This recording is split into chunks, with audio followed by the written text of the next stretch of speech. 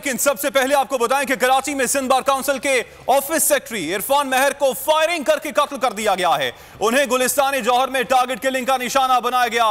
वाकई की फुटेज में दो मुल्जिमान को निहायत इत्मीनान से वारदात करते देखा जा सकता है। पुलिस ने मुख्तलिफ पहलुओं से वाकई की तहकीकात शुरू कर दी हैं। अपडेट कर रहे हैं आपको, कराची में सिंध बार काउंसिल के ऑफिस सेक्रेटरी इरफान मेहर को फायरिंग करके कत्ल कर दिया गया है और उन्हें गुलिस्तान जौहर में टारगेट किलिंग का निशाना बनाया गया।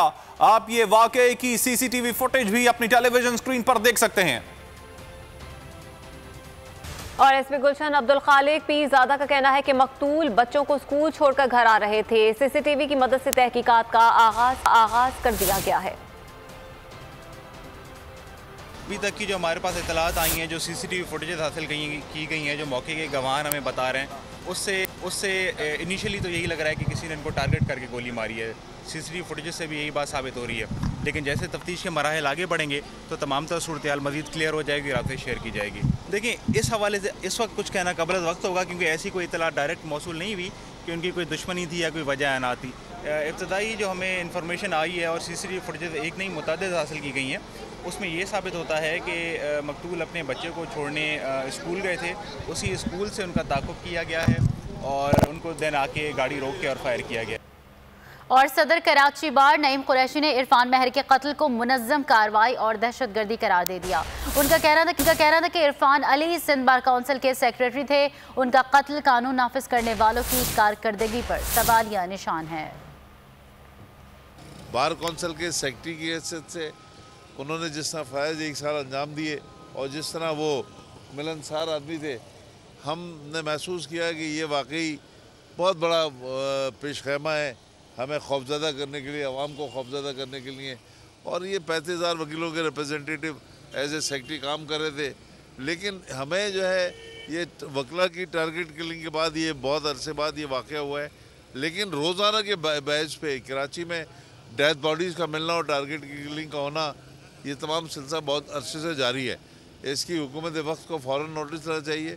हमारा मुतालबा आला अदलिया से होगा कि इसका सोमोटो लिया जाए या जुडिशल इंक्वायरी कराई जाए। उसके बाद पुलिस की जो तफ्तीशें आज तक जितनी भी हुई हैं उसमें किसी को सज़ा नहीं मिली। लेकिन हमें जो है इसकी जुडिशल इंक्वायरी करके इसके सद्बाब मालूम करना चाहिए। इसी सारी सूरत हाल के हवाले से मजीद तफसीलात मालूम कर लेते हैं। जाए वारदात पर मौजूद हैं डिप्टी ब्यूरो चीफ शोएब बरनी, जबकि जना अस्पताल में मौजूद हैं बोलियों के नुमाइंदे अब्दुल हसीब। सबसे पहले शोएब, आपकी जानिब आना चाहेंगे। सीसीटीवी फुटेज तो मंजर आम पर आ गई थी, कुछ पेशरफ्त हो पाई है तहकीकात में? जी देखें, गुलिस्तान जौहर के इलाके में जो टारगेट किलिंग का वाक़या हुआ है, इस वाक़े की तहकीकात का सिलसिला जारी है। अब से कुछ देर कबल यहाँ पे एसएसपी इन्वेस्टिगेशन आए थे अल्ताफ़ हुसैन। उन्होंने भी बातचीत करते हुए कहा है कि जिस तरह से ये तर्ज देखने में आया है, ये वाक़या टारगेट किलिंग का है। उन्होंने बताया कि गाड़ी पर जिस तरह से फायरिंग की गई, पहले स्कूल जहाँ बच्चों को इन्होंने उतारा था वहाँ से मुल्ज़िमान ने रैकी शुरू की है। उस स्कूल के बाहर से लेके इस रास्ते तक जितनी भी जगह पर लगे हुए CCTV कैमराज हैं, वहाँ पे कानून नाफिज करने वाले इदारों के एहलकार जो हैं मुख्तलिफ CCTV वीडियोज़ हासिल करते फिर रहे हैं इस वक्त, जबकि मुख्तलिफ जावियों से तफ्तीश का सिलसिला भी जारी है। जिस गाड़ी पे फायरिंग की गई थी उस गाड़ी को अब से चंद लम्हों कबल यहाँ से हटाया गया है। क्राइम सीन यूनिट से इन्वेस्टिगेशन हुकाम से मैंने पूछा कि ये गाड़ी का फॉरेंसिक करवाया गया है, तो उन्होंने कहा क्योंकि गाड़ी पर कोई गोली लगी हुई दिखाई नहीं दे रही, इसलिए गाड़ी का फॉरेंसिक नहीं करवाया जाएगा। गाड़ी को थाने ले जाया जाएगा और फिर वर्सा के हवाले कर दिया जाएगा जब वो कानूनी कार्रवाई मुकम्मल कर लेंगे। इस वाक़े के बाद इस गली में मुख्तलिफ तफ्तीशी टीम के एहलकार पहुँचे, जिनमें पुलिस और दीगर लॉ इन्फोर्समेंट एजेंसीज़ के लोग भी शामिल हैं। केस की इन्वेस्टिगेशन का सिलसिला इस वक्त भी जारी है। इब्तदाई तौर पर यह पता चला है कि तीन गोलियां मकतूल को लगी हैं, जो कि 30 बोर की पिस्तौल से फायर की गई हैं और वो गाड़ी से कोई एग्ज़िट नहीं हुई। मतलब गाड़ी के स्टीयरिंग साइड पे जो राइट हैंड का जो शीशा होता है, वहाँ से टारगेट किलर्स ने इस तरह से फायरिंग करी है कि गोलियाँ डायरेक्ट मकतूल को लगीं और उनका कोई आउटर गाड़ी के बाहर भी नहीं बना।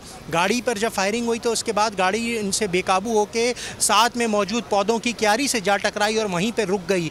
गाड़ी में मौजूद जो एक बच्चा था उसको पुलिस ने अपनी हिफाजती तहवील में लिया हुआ है। वो बच्चा जो है 14 साल उसकी उम्र बताई जाती है और वो भी उस वक्त गाड़ी में मौजूद था। आप हमारे साथ ही मौजूद रहिएगा। जिना अस्पताल में अब्दुल हसीब मौजूद हैं, उनसे वहाँ की तफसीलात जानेंगे। अब्दुल हसीब बताएगा पोस्टमार्टम कहाँ तक पहुँचा है, कोई अभी तक डॉक्टर्स की जानिब से बताया गया है इस हवाले से?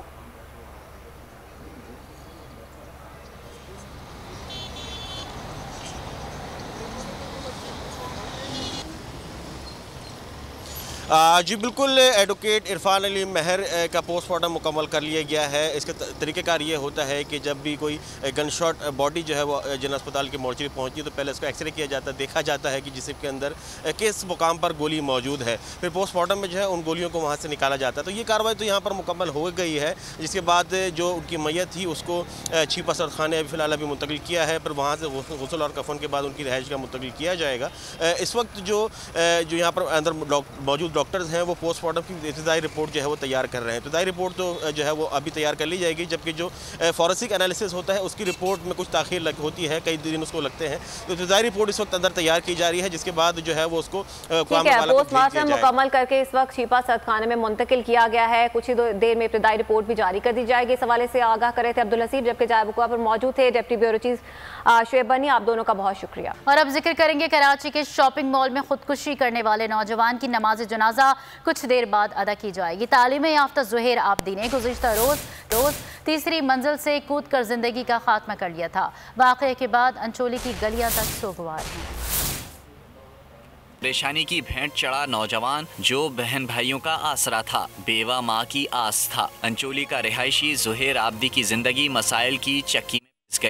रोजगार की तलाश में शॉपिंग मॉल पहुंचा, मगर बदकिस्मती भी उसके साथ ही जा पहुंची। नौकरी ना मिलने पर दिल बर्दाश्ता हुआ और छलांग लगा दी। वो स्कूल टीचर माँ जिसने बाप बनकर उसे पाला था, उसे बेटे की मौत की खबर क्या मिली, गोया कयामत ही टूट पड़ी। काफी दिन से नौकरी के लिए इधर उधर फिर रहा था, मगर इसको कोई जवाब नहीं मिल रहा था, कहीं नौकरी अच्छी नहीं मिल रही। नौकरियाँ की तलाश में बार बार मारा फिरा था। पढ़ा लिखा आला तालीम याफ्ता, लेकिन मायूस हो गया था। जमीन जर पे वो बहुत मजबूर हो गया था।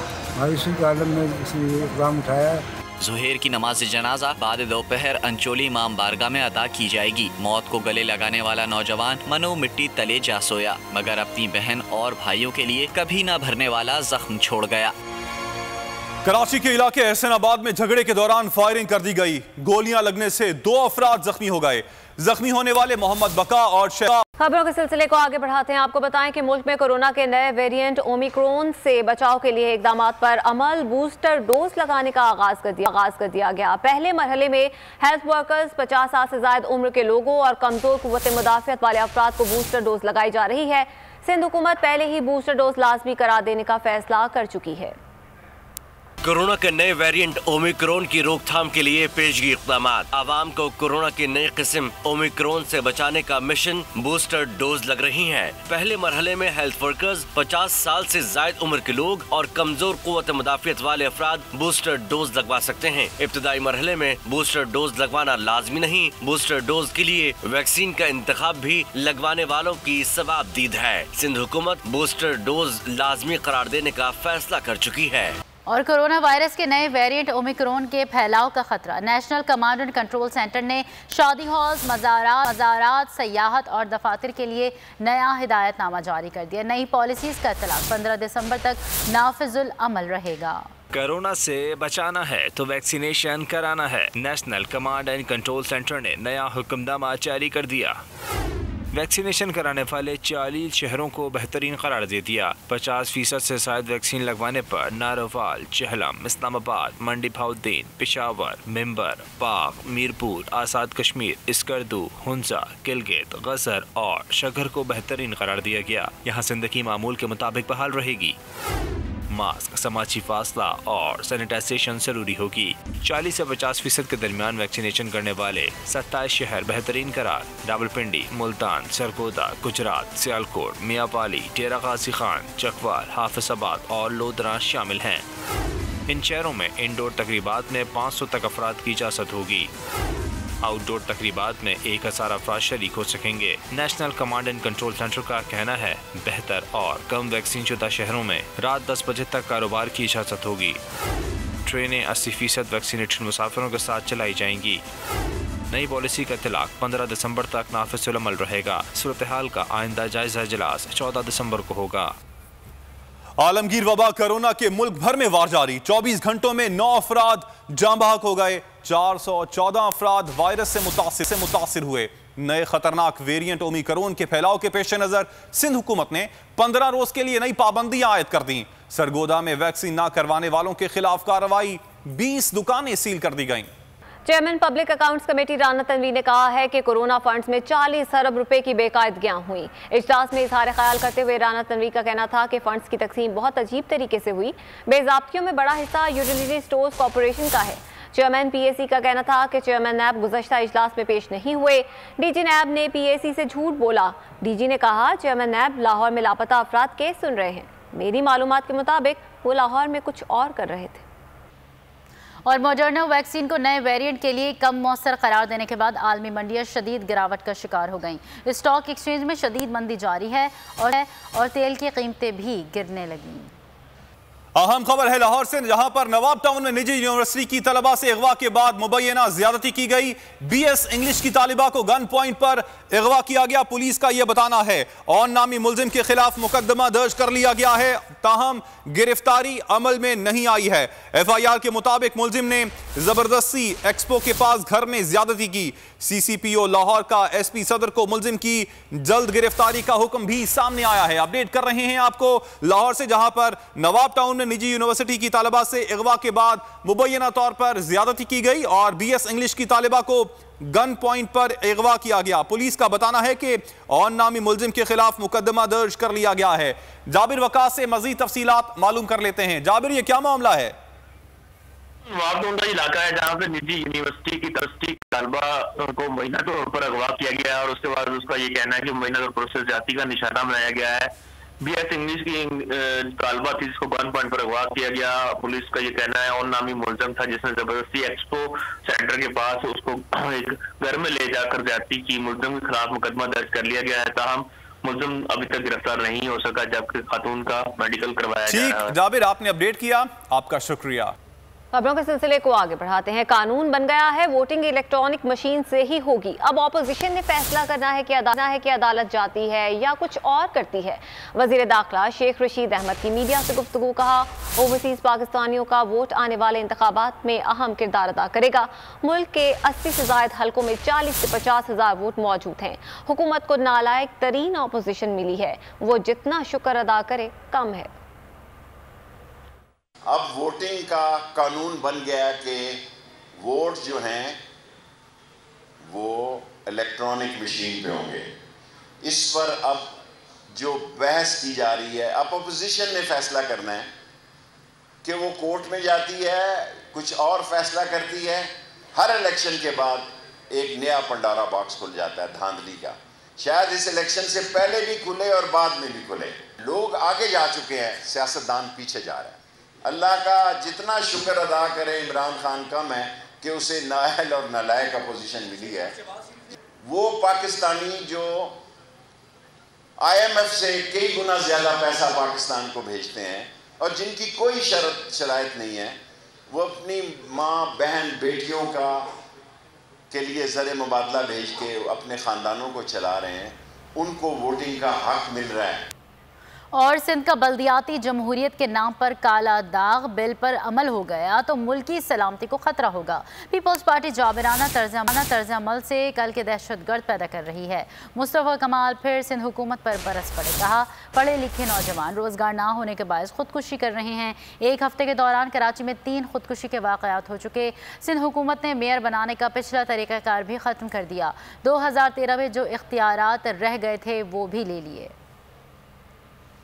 इस बिल को हम यकसर अवाम दुश्मन समझते हैं और जमहूरियत के नाम पर ये एक बहुत बड़ा काला दाग है, क्योंकि हम समझते हैं कि पाकिस्तान की बका को इस प्रोविंशियल गवर्नमेंट की सिंध असेंबली के पीपल्स पार्टी की इस हुकूमत के फैसले से पाकिस्तान की बका को फैसला है। ये मेरा मसला नहीं है, ये नेशनल सिक्योरिटी का मसला है। उस पर उसके बाद उसकी नौकरी छीन लोगे, फिर उसके बाद उस पर महंगाई का बम गिराओगे। तो अब से एक हफ्ते के दौरान कराची में 3 खुदकुशियां हो गई हैं। तो आज कोई इनको दहशतगर्द बनाने से रोकने वाला नहीं है। आज कल के दहशतगर्द ये आज बना रहे हैं अपने इस हुक्मराना जाबिराना तर्ज अमल से। ये कल के दहशतगर्द आज बना रही है पाकिस्तान पीपल्स पार्टी। इस शहरी निजाम में से इस 2013 का जो बिल है, जो कानून है लोकल गवर्नमेंट का, उसमें फर्दर अमेंडमेंट्स कर दी है, फर्दर उसमें तरमीम कर दी गई है। अब जब चाहेंगे हम जो है वो जितने चाहेंगे इख्तियारात छीन लेंगे और उसका अगला नतीजा ये है कि उन्होंने आज से चंद दिन पहले जो उस 2013 में भी बचे कुछ इख्तियारात थे वो भी वापस ले लिए। सब्सक्राइब करें और बेल दबाएं ताकि कोई खबर रह न जाए।